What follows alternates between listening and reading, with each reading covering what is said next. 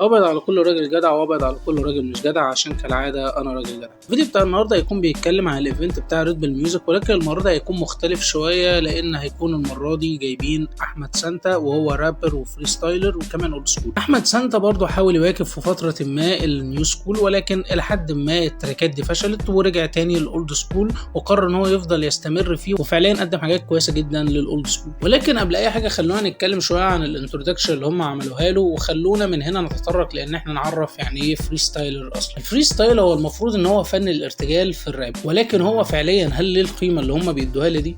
في الواقع لا، لان الفري ستايل ما بيكونش معتمد بشكل كبير على قوه الكلمات. يعني عادي جدا ممكن ترشق اي رايمز كده ورا بعضها وبكده انت تكون فري ستايلر، لان اللي بيسمعك بيكون عارف ان انت بترتجل. اوريدي في تراكات كتير جدا اترفعت بالشكل دوت، زي مثلا تراك ليا اسمه الديلر، وتراك قدوه لمروان موسى. ومش بس هو ده النوع من الفري ستايل، ممكن تكون بتفري ستايل عن طريق ان انت تكون بتسمع المزيكا لاول مره، ده برضو بيعتبر فري ستايل. ولكن مش ده موضوعنا، خلينا نتكلم في النقطة الأهم. هل أي حد بيعمل فري ستايل بيكون فعليا كاتب كلمات قوي؟ في الواقع لا. في تراك مثلا لأحمد سانتا اسمه الصامبو تقريبا او حاجه زي كده، بيقول لك فيه ان هو فيه جماجم وحاجات بتهاجم، وان هو ملاكم وماتشه الاخير مع حماده هلال. فطبعا مفيش اي ليركس، برغم ان هو فري ستايلر كويس وبيقال عنه ان هو بيكتب بسرعه. فبالتالي هنستنتج من دوت ان ده مش مبرر، مش معنى ان انت فري ستايلر كويس ان انت اكيد فعليا هتكتب كلمات. واكبر مثال على ده هو فعليا احمد سانتا. احمد سانتا من زمان جدا وهو مشهور بالفري ستايل، ولكن لو ركزت في الفري ستايل اللي هو بيعمله مش هتلاقي اي قوه كلاميه. الفكره كلها هي في سرعه حط الرايمز ورا بعضها مش اكتر. ولكن الاولد سكول طبعا مش بيعتمد على ده بشكل اساسي. مهم جدا ان يكون في قوه كلمات.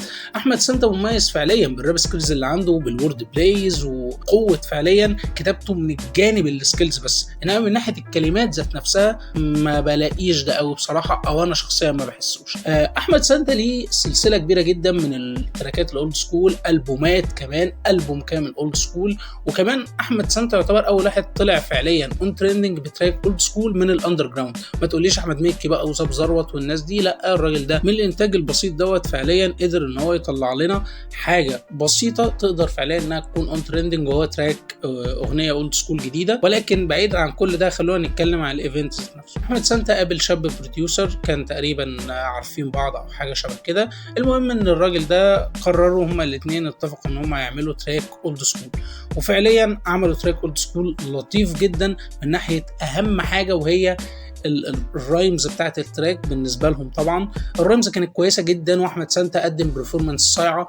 ولكن حسيت برضو ان يعني ايه، هو كان في بينهم معرفه، ولكن كان ده شايف فيجن وده عنده فيجن تانية. زي مثلا ان كان كل شويه ياكد على احمد سانتا زود في البرفورمانس شويه، عايزه لا الحته دي عايزه قوه اكتر، لا الحته دي عايزه قوه اكتر. لاحظت ان الكومنت ده اتكرر كتير جدا من الشاب اللي كان معاه. ولكن التراك كمجمل في الاخر كان كويس، ما كانش محتاج الانرجي اللي هو كان كل شويه بيتكلموا عنها ديت. في الاخر توصلنا لان فعليا مش معنى ان انت فري ستايلر ان انت لازم تكون قوي. وخلي بالكم برضو من نقطه بالنسبه للرابرز اللي موجوده دلوقتي، على فكره الفري ستايل مش شرط، ممكن تقدم فري ستايل ضعيف او ممكن ما تقدمش فري ستايل خالص، ولكن تكون رابر جامد جدا وقوي فشخ. مش معنى ان انت بتاخد وقت في الكتابه دي حاجه وحشه، لا، مش يعني ما دام هتقدم شكل كتابي نهائي كويس خلاص، مش لازم بقى تقعد تفري ستايل وتقعد تجيب قوافي زي ايزي وانجليزي وافواره والورا والقوافي اللي هي السهله اللي كل الناس قالتها دي.